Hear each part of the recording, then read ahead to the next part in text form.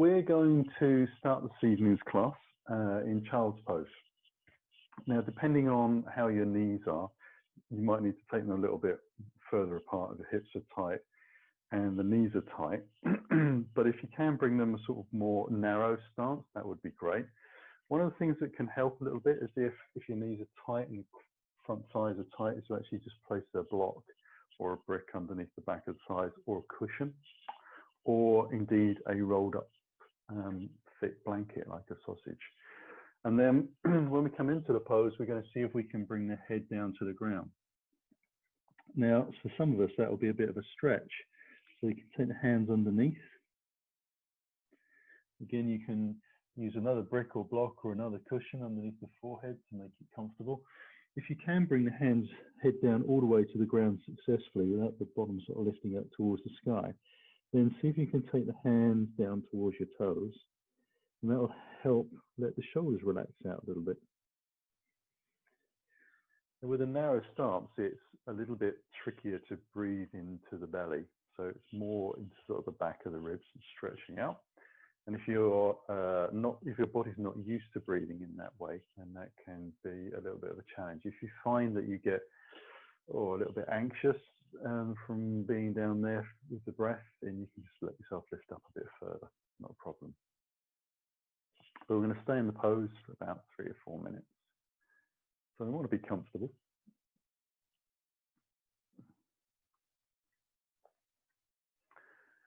And the yin aspect of this class is physically spending a lot of time in the poses and just spending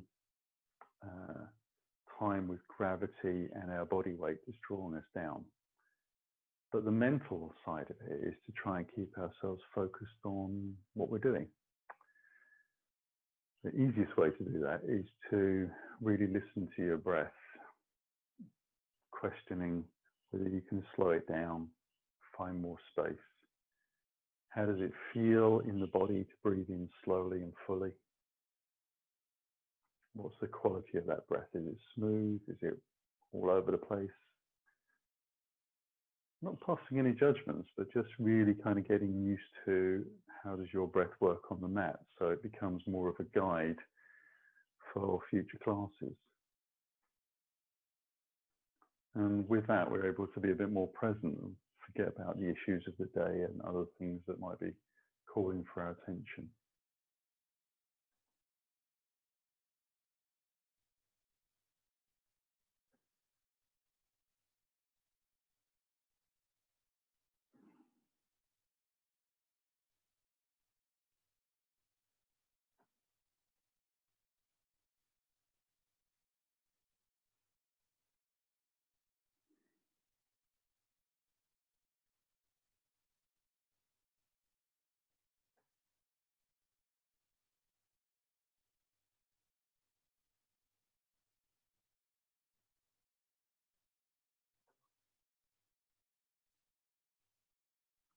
So from that position, we'll bring the hands forwards again, take a breath in, and as you exhale, use the hands to lift up.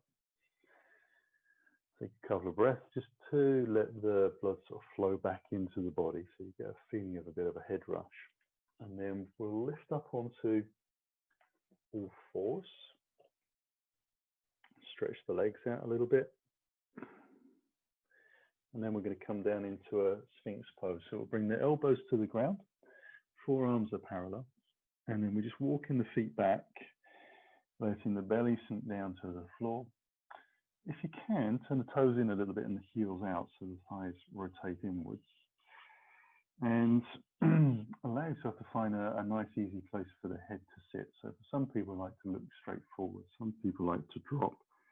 We are trying to let the chest sort of sink through down towards the floor. So we're going to start to get a little bit of stretch in the shoulders as they move up towards the ears.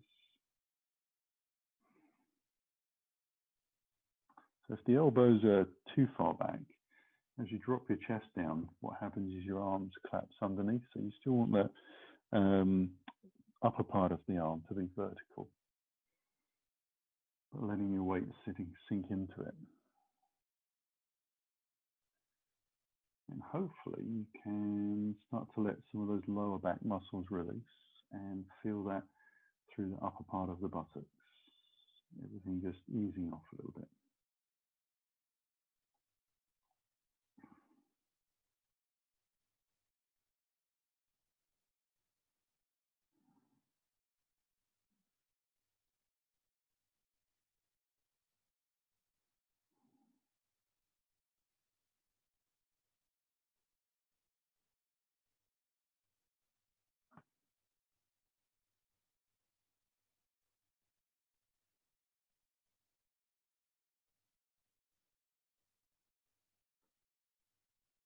Now we're going to allow ourselves to come fully down to the floor. So bringing the hands underneath the chin. Bring the toes together so they touch on the center line of the mat. And then when you're ready, you're going to draw your left knee out to the side and let the shin run down the line of the mat so the toes point out and the head turns to the left. It's called a half frog. And the idea is to try and let that front hip bone, the one that sits over the top of your waistband, to sink down towards the floor. And it requires you to let go of the 5 major muscles of the hip. So there's a lot of thinking and feeling going on because they work as in synchronization with each other. So generally, one side of the body is pulling and one side of the body is stretching. When you're letting the body sink, as we do here, you're trying to return both muscles to a similar state of fluidity and softness. And the body's not very good at doing that in the hips. Even when you're asleep, they seem to sort of still hang on.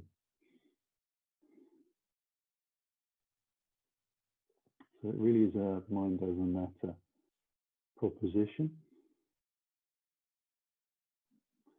See if you can let the shoulders relax as they do have a link to the hips.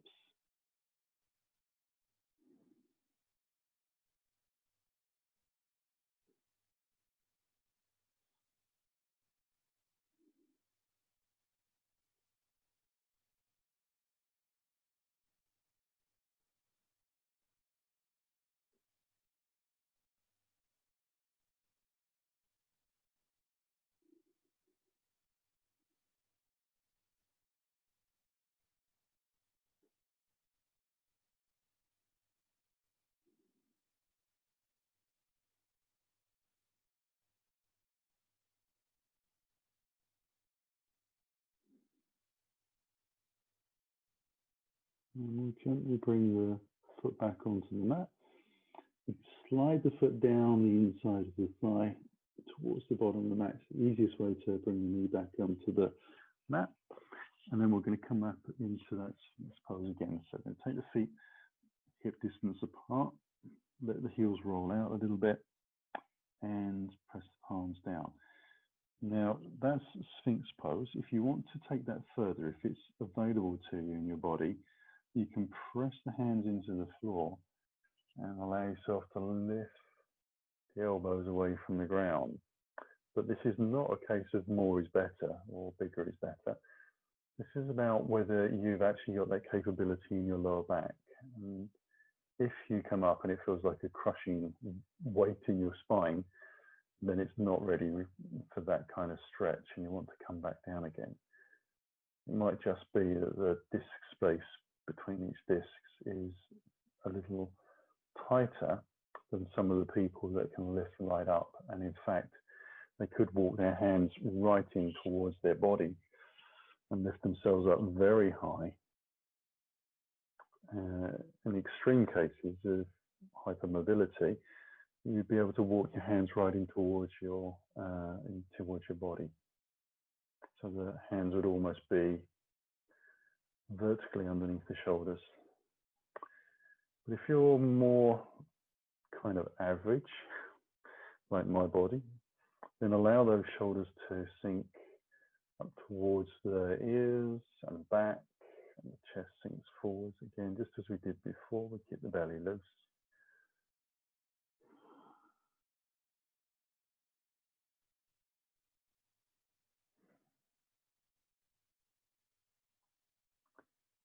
And we're bringing ourselves gently back down. And we're going to come into the half frog for the second side. So the first thing we do is bring the feet back onto the center line. And then bring the hands underneath the chin. Slide the right leg out. Look over the shoulder to see what's going on. Shin follows the line of the mat, toes out. And we sink. Now, obviously we have finished on one side, and it's fresh in our memory is how that felt.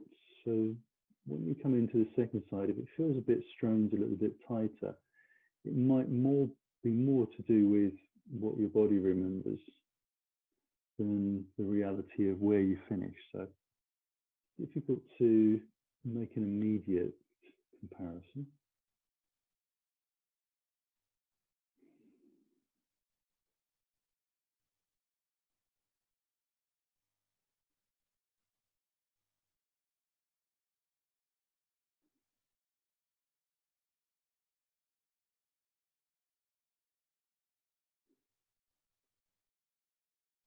You can look into that breath to be as slow as possible.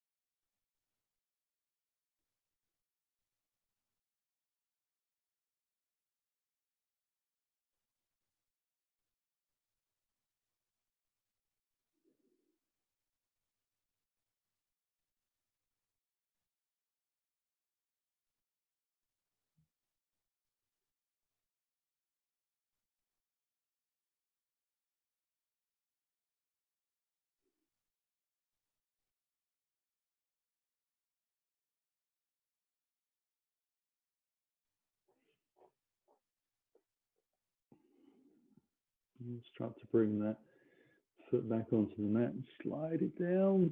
One foot runs down the leg and then wriggle out the hips very gently. Going to bring ourselves back up onto all fours. So you can either do that by bringing the hands underneath and shifting up, or you can just roll onto the side and sort of bring yourself into a fetal position and then bring yourself up from the floor then.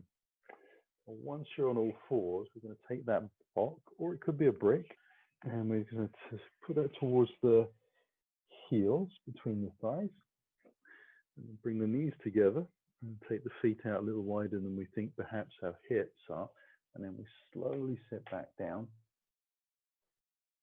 onto the block. Now, you could have used a bolster underneath the sitting bones. You could have used a brick or two bricks, however high you need to be. We're just going to let ourselves breathe here. Now, the calf muscles are probably going to feel quite tight. They will become more elastic the more time we spend here, but initially they go into a little bit of a shock and they go, technical term. So it's like a case of letting them know that it's going to be okay, that they will survive. Same thing a little bit for the front of the thigh. And there should be quite a lot of feeling of space and opening up in the knees, which can feel a little bit strong, especially if you've got any injury in the knee, then you would certainly start to feel that, in which case you would need to lift yourself up a little higher. So remember, multiple bricks, not a problem.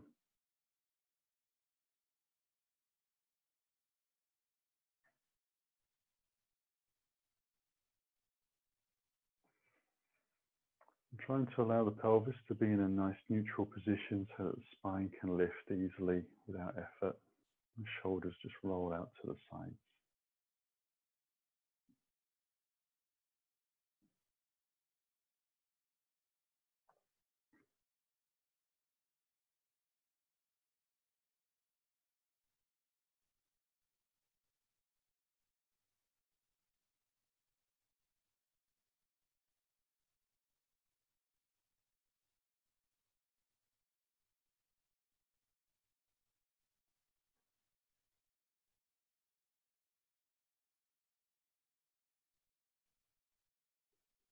And then we'll use the fingers to lift up slowly. Move the block out to the side temporarily. Again, up on all fours, you might want to just stretch out one leg at a time. Just letting the blood flow back gently through the knee joint. That's why it feels a bit stiff. Just let the circulation cut off a little bit. Try and do it any harm. And in fact, it's suggested that the rush of nutrients, and the fact that the blood starts to pump around again, can be quite beneficial. We'll take the right foot through the hands. So you can either do that from down dog and move forwards, or you can just bring your foot through and use your hand. Knee is over the top of the ankle. And then we're going to lift the toes on the back foot underneath and slide that leg away and let the knee down to the floor. And then we're just going to sit here basically with our fingers on the ground. Now, if you do happen to have multiple bricks, you can bring them underneath the hands to lift up a little bit higher. And by the fact that you can lift a little higher, it's easier to sink the hips down towards the floor. If you're a bit more floor-based, that's not quite so easy to do. You'll notice also that I've adopted a knuckle down approach with the hands. So thumbs are pointing forwards. And I can do that because the hands are underneath the shoulders, so the line of energy is going straight down, not risk to the wrists. It's called a low flying dragon because we're trying to let the hips drop low. So the knee will travel forwards just a fraction in this pose. Again, head position, your choice. Try and keep the shoulders nice and wide if you can, but without really exerting a lot of effort into it. Let the belly be soft. Last breath. And then we're going to move back into either the tabletop position or down dog. You choose. I'm going to just bring my hand on the inside and then allow my foot to come back nice and easily. I'm back onto all fours, and we're going to swap that over to the second side. So just bringing that foot through and wiggling it in to a comfortable spot. Coming up onto the fingertips. Going to tuck the toe on the back foot, just lengthen that leg out to its longest natural position, and then gently bring the knee down. Again, I'm going to bring my bricks back in because I have them, so I'm going to use them.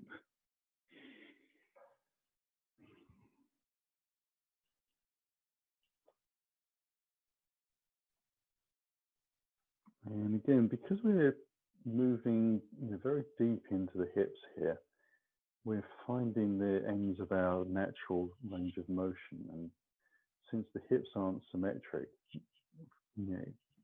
and understandably, there can be some differences. So, observing, does it feel the same? Does it feel different? Doesn't change your yoga at all. It just means you understand your body a bit more.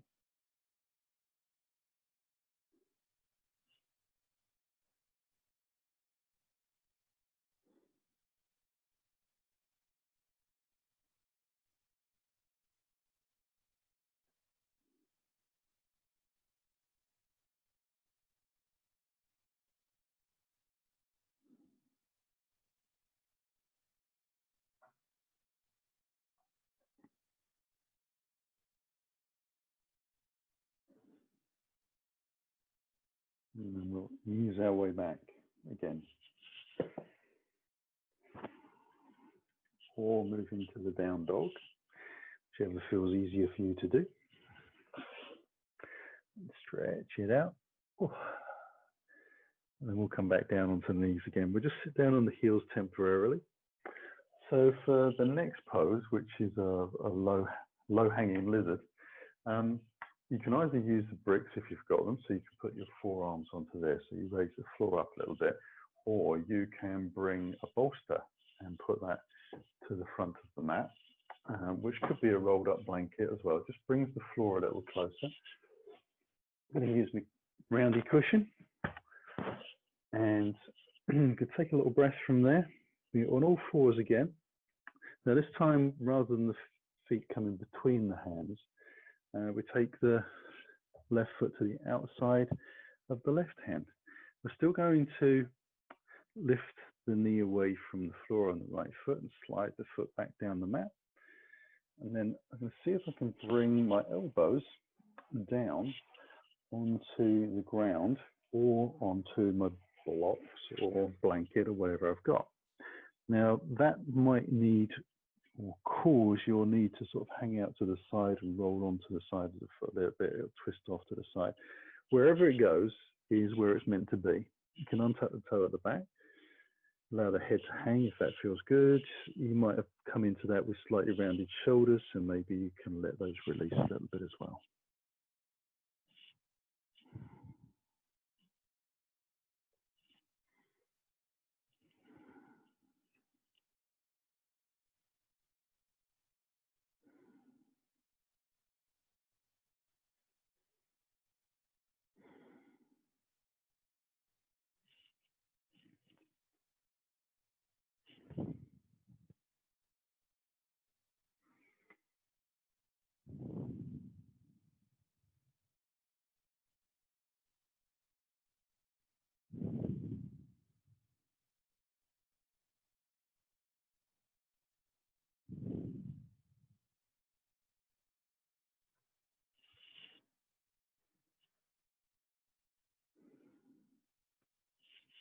And we'll start to lift ourselves up.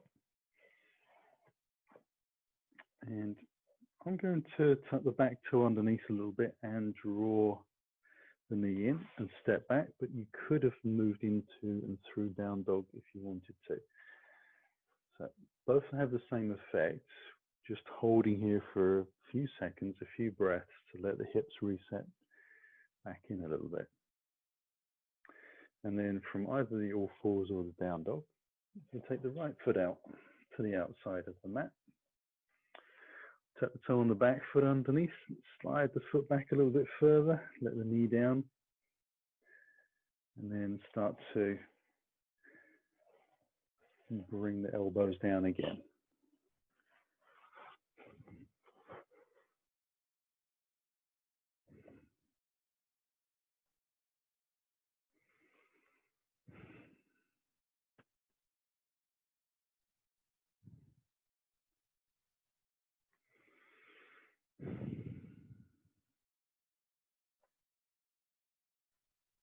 Again, thinking about the shoulders, if they're up around the ears, does it feel nice if you relax them back? Can drop the hips down a little lower. Does that back leg feel like it can stretch a bit further away by just sliding along the ground?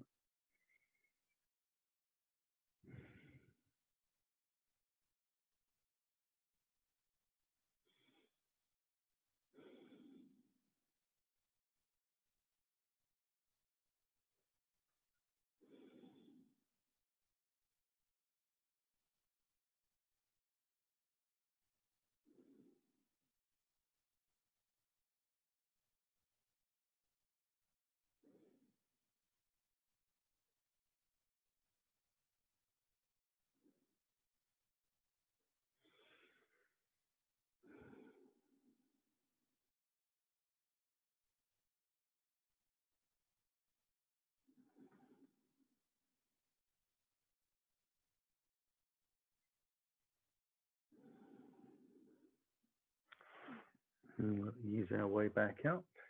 So again, your choice, how you move around.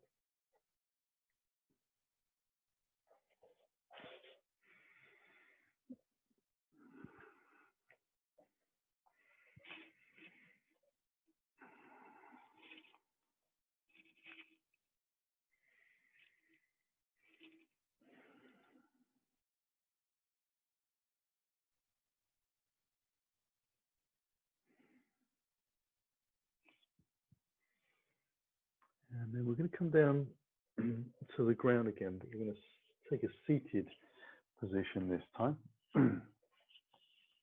So we're going to take our trusted block, place that underneath the derriere, and seating positions one of two ways.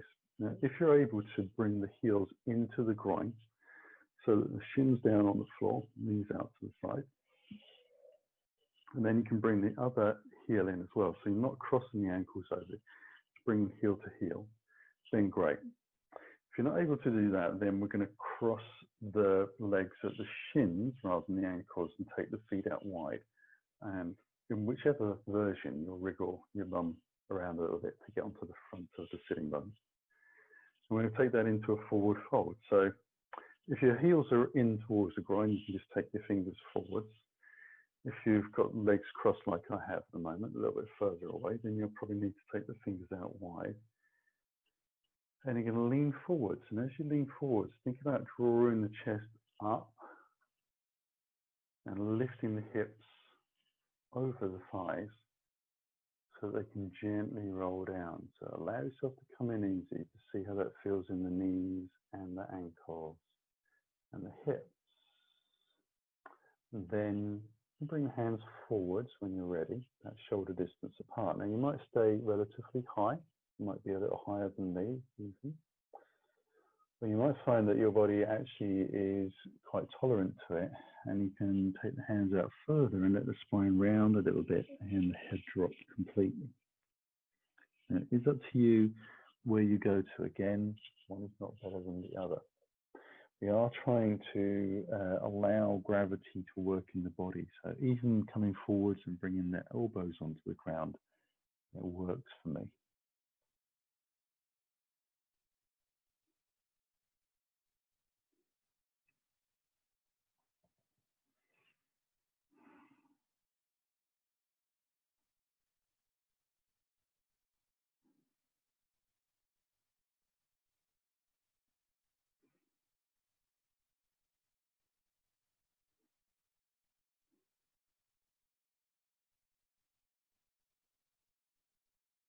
And then we'll use the hands to press into the floor to lift ourselves slowly back up.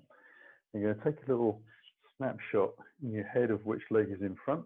Untangle the legs. Give them a little shake out.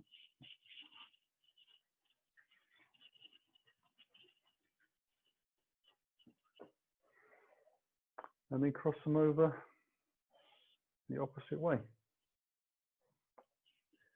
which will feel a bit strange. Again, we just wriggle through the sitting bones.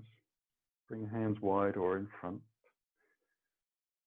And allow yourself to come down. Now, just because you are able to bring the heels in on one pairing doesn't mean that you'll be able to do that on both. You might need to kind of chop and change between the two sides how you're crossing the legs. And remember that little lift, that gives you a little bit of space, and then you fold down gently.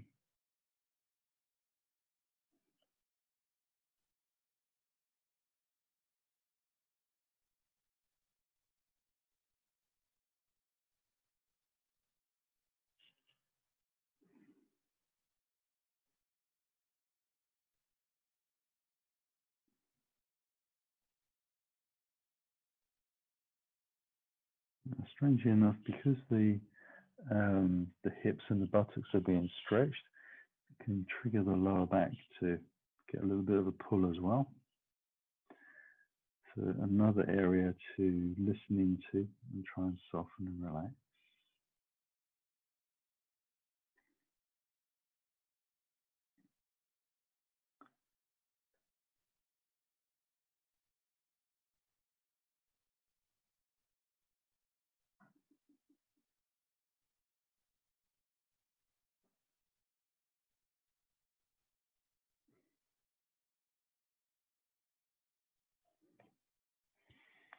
And we'll use the hands again to lift up.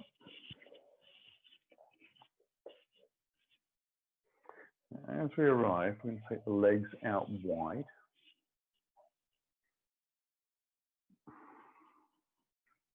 And this is where grabbing your bolster or your multiple blocks would be a benefit. So I'm going to work with my right leg, and I'm going to take 2 bricks. I'm going to slide off from a block. I'm going to place the block underneath and then bring that into that my knee joint area. Then to take the opposite foot and bring the heel in towards the groin and let the knee come down to the floor. I'm going to turn my torso towards the bent knee and just spend a little bit of time relaxing this long leg down and out to the side.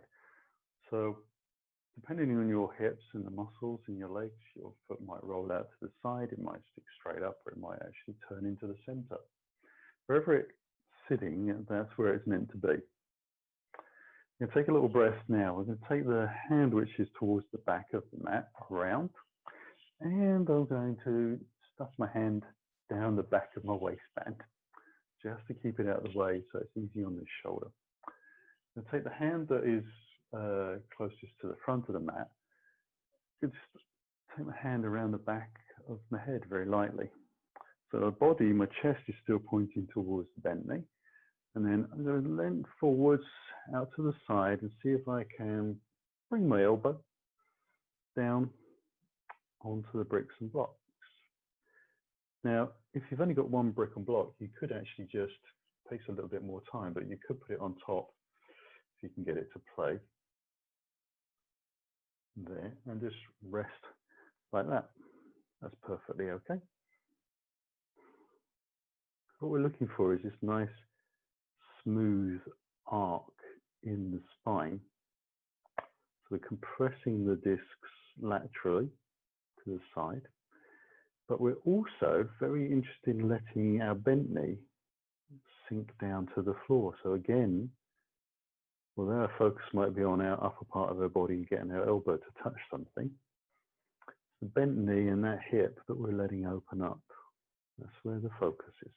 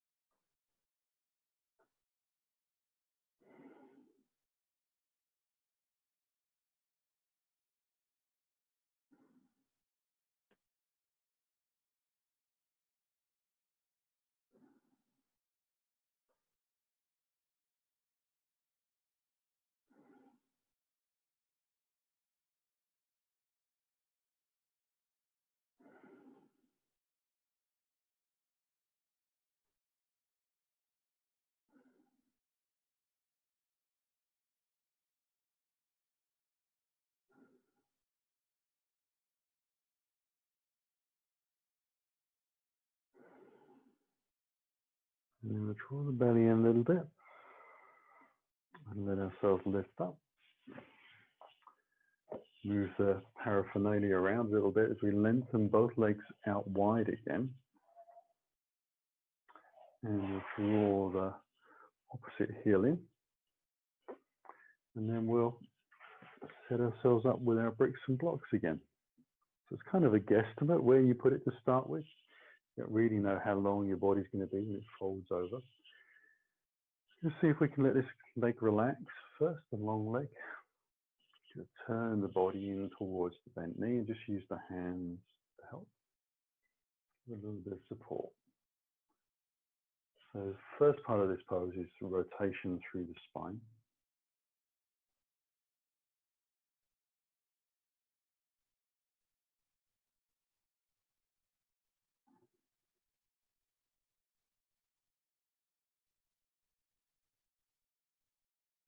And then we'll see if we can take the rear hand into the back of the waistband just to help the shoulder stay open. Hand that's closest to that long leg, we just bring the hand onto the back of the head. Lift up, ease our way down.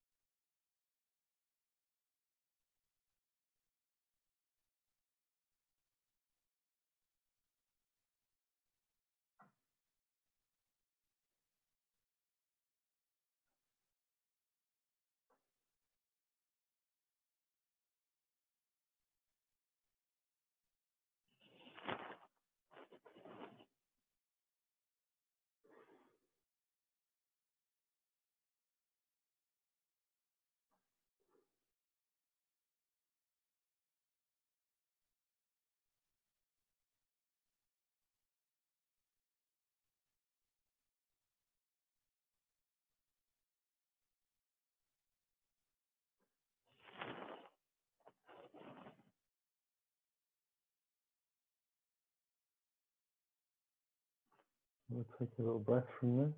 Draw the belly in. Lift ourselves back up. And untangle from all of the blocks and the bricks. Now we're going to let ourselves lie down onto the floor, and I'm going to use the bolster this time to the side of the mat. We'll take a spinal twist. So to keep our spine nice and safe, we'll bring the feet in towards the bottom, so the knees are high and the hands behind, and then just roll the spine down gently. So we're using strength of the core to get ourselves into a nice safe position. And I'm going to bring the feet in close to my bottom as I take my arms out to the side. And I'm going to stagger the hips off to the side. So my bolster is on my right side, and I'm going to lift my hips and move them gently across to the left, and then sit them back down onto the mat. From there, I lengthen my right leg out. Bring the left foot on top of the right thigh.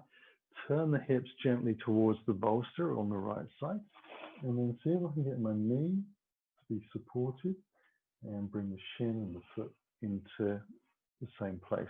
And once I've done that, my left shoulder is lifted off the ground quite a lot. So I'm going to just wriggle around a little bit and see if I can get the shoulders back onto the floor. I'm letting myself use my right hand on that left thigh to help keep it in place as well. So if you haven't got a bolster, you could use several bricks or some books.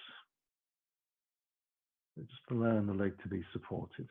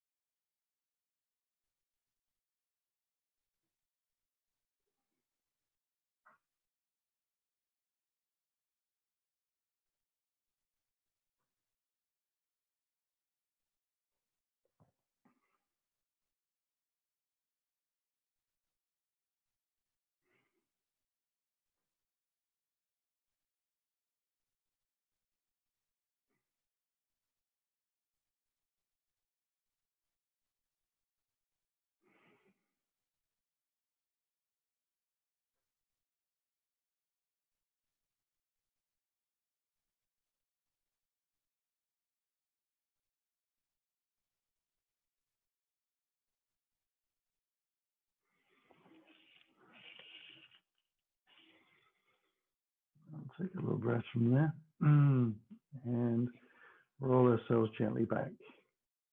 Bringing the feet in, bringing the spine back into the center. We'll just stay there for a moment. The spine can feel a little bit funny at this stage, a little bit off center.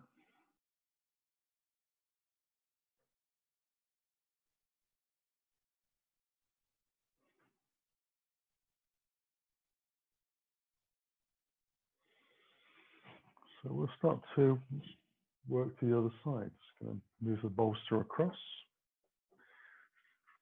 Take a little breath. Put the arms out wide. Bring the feet back in towards the bottom, and then shift the hips over towards the right side. Lengthen that left leg out, and then bring the foot across and turn the hips in. So there isn't really an exact science to how far you take the hips out to the side. It's finding a comfortable place for yourself. So it's a little bit easier to see what's going on now with the leg on top of the bolster. And then again, my right shoulder's come off the ground completely, so I'm going to just adjust myself very gently and let the shoulders sink down to the floor.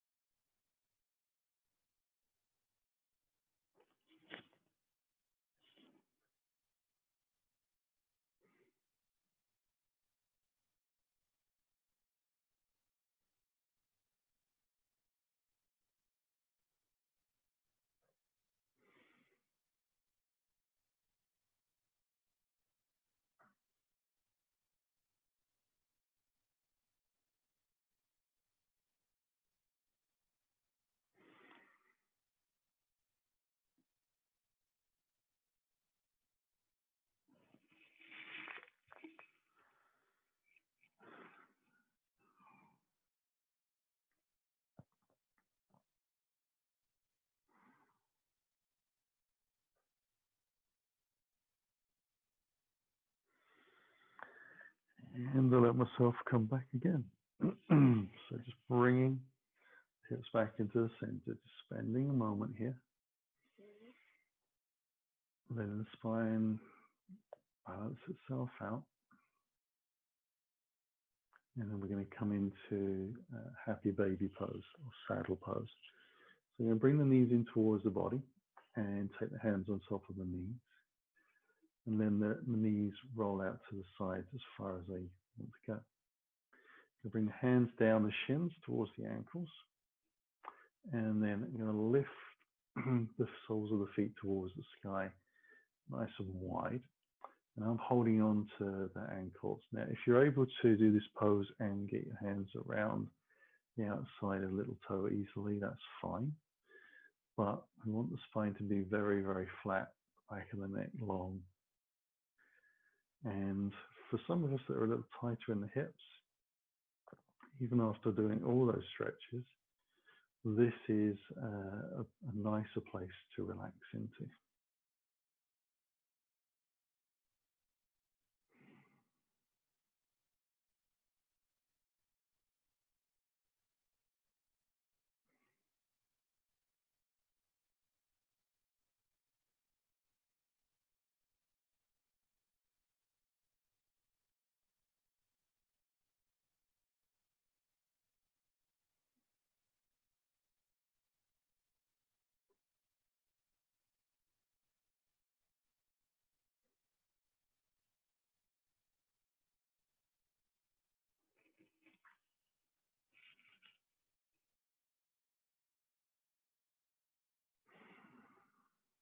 And then we're going to release from here. So just bring the heels in towards the bottom. Allow yourself to bring the arms around the front of the shins. So we come into more of a hug. Chin in towards the chest. And then we'll roll down onto the right side. And use the hands to lift ourselves back up.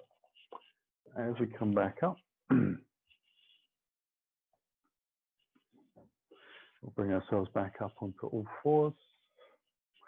And we're going to move into cat-cow.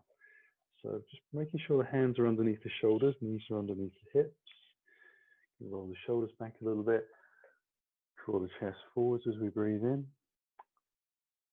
Tuck the toes, tail underneath. And just let the spine lift up. So inhaling forwards. I'm looking back at my toes, that's why I said it. Exhale out. Inhaling forwards. And exhaling out.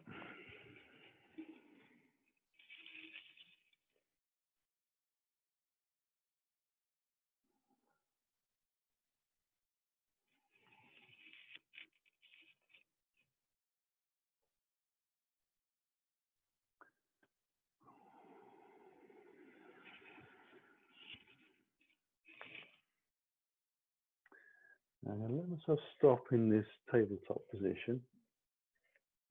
And I'm going to slide the left foot back. So just tuck the toes underneath. Allow the knee to lift away from the floor. Press out through the heel. Now just check that you haven't inadvertently sort of moved back a little bit. You want to make sure that your shoulders are over your wrist and that your shoulders aren't around your ears either. They want to be a little bit towards the base of the spine. I'm going to press the shin into the floor, strong knuckles, so spread the hands out wide, and then lift your left foot off the ground. It's about the height of your hip. You know, slowly turn the toes out to the side so the hip can lift open, and just check that you keep your balance in the same place, so stay centered over the mat. Swing the left leg out to the side, about 90 degrees to the body, and then ease the foot to the floor. Press the sole of the foot down onto the ground. Walk the fingers back.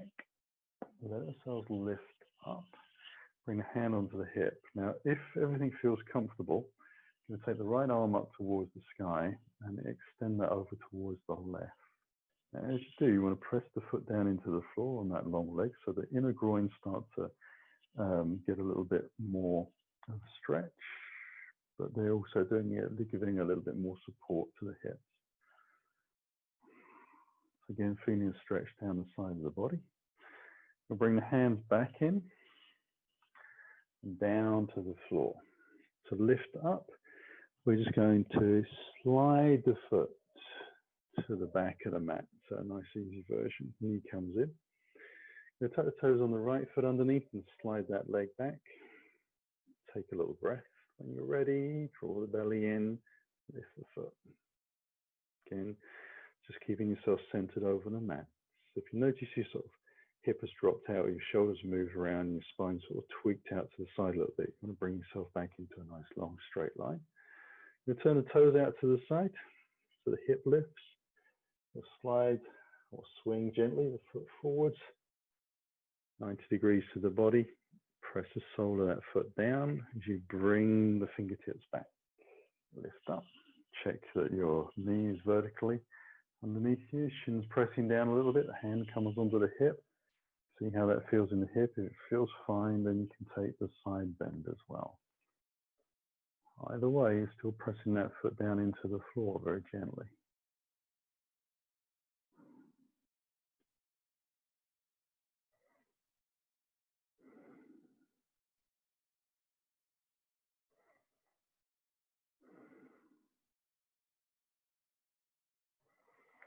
And we'll bring the hands down to the floor again. And slide that foot back.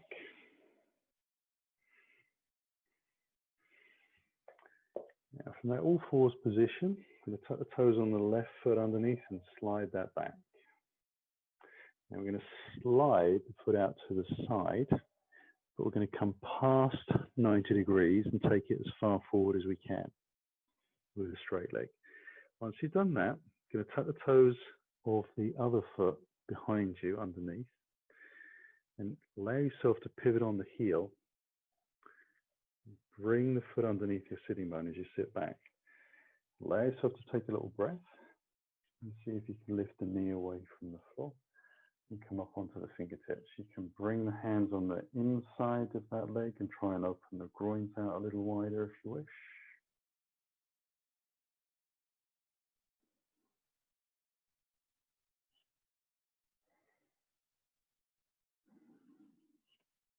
Trying to lengthen out through the heel. That foot is flexed back towards the knee joint.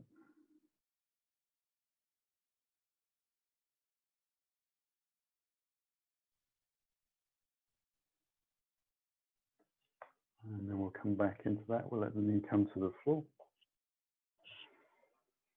Walk the hands forwards. Bring the foot back in square.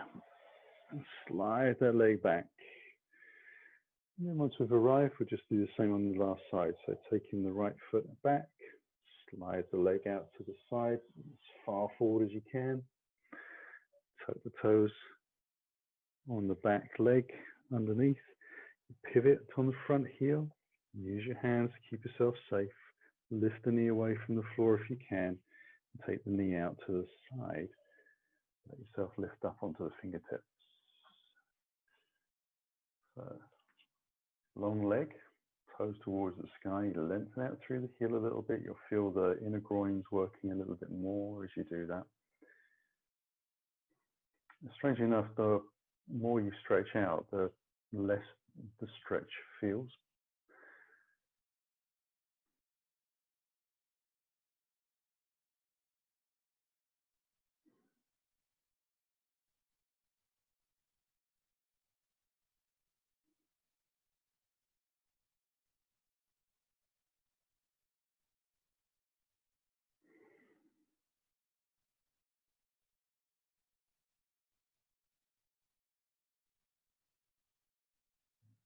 And then we'll take the hands outside. Let that knee come back into the floor. Walk the fingers forwards. Bring the foot back onto the center. Slide that right leg round. And we're back onto all fours. Now I'm going to take the feet out to the side so I can sit onto my bottom. Facing the front of the mat. I'm going to come onto my block, but you could use the blanket again if you wish.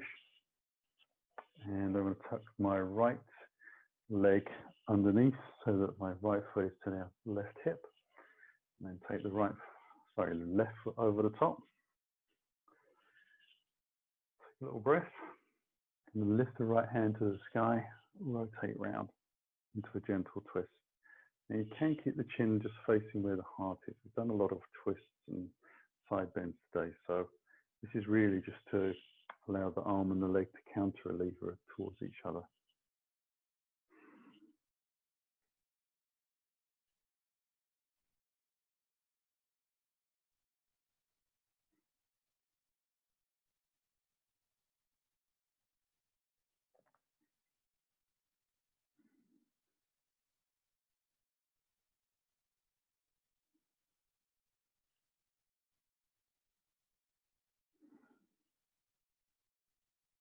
And then we'll release.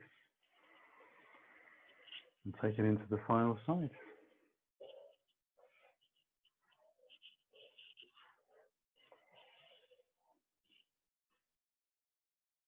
And taking that left hand up when you're ready, rotating round, arm and leg. Just the idea of trying to draw the knee a little bit closer to the sort of center line of the body. It's a little more vertical, more chance of that front foot being flat to the floor. Just by drawing the knee around, that's the outer hip stretch that we're looking at.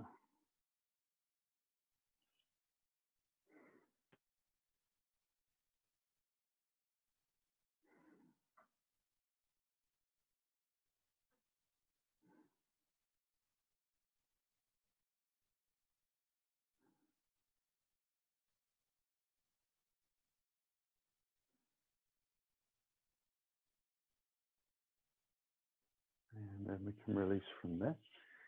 And we'll finally come back into Shavasana. So you can use a block, a brick, a cushion, whatever you want, to allow yourself to get into a comfortable place. And my bolster happens to be particularly well used. It's had the stuffing knocked out of it. So it's not too much of an issue to use that.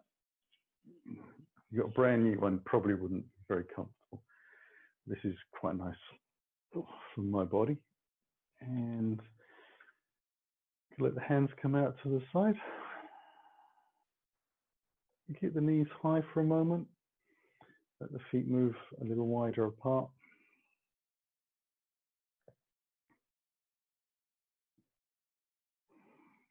So keeping the pelvis in a neutral position, even though we're lying on the floor, to let all of those back muscles relax out.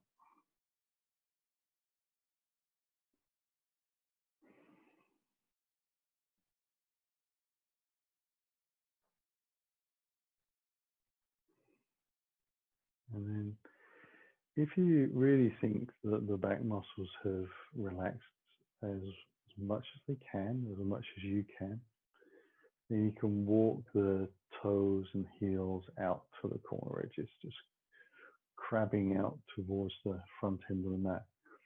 If the back muscles are still a bit stiff, if you think there's another layer there that you can drop into, then by all means keep the knees high. Especially if you suffer with back issues, you might find that it's a bit more restorative to keep the knees up. But we're letting ourselves come back to that breath that we tried to harness at the very beginning of the class. Slow into the belly, slow into the chest. Exhale, smooth.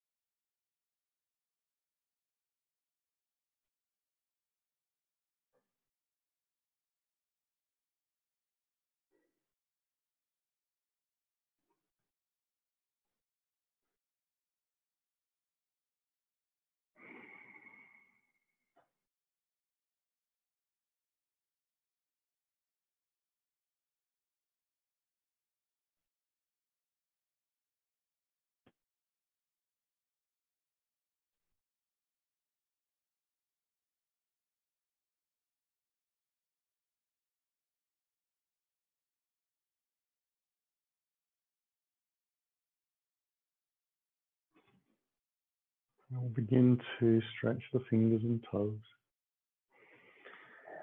Let the wrists and the ankles move around a little. So breathe a bit deeper.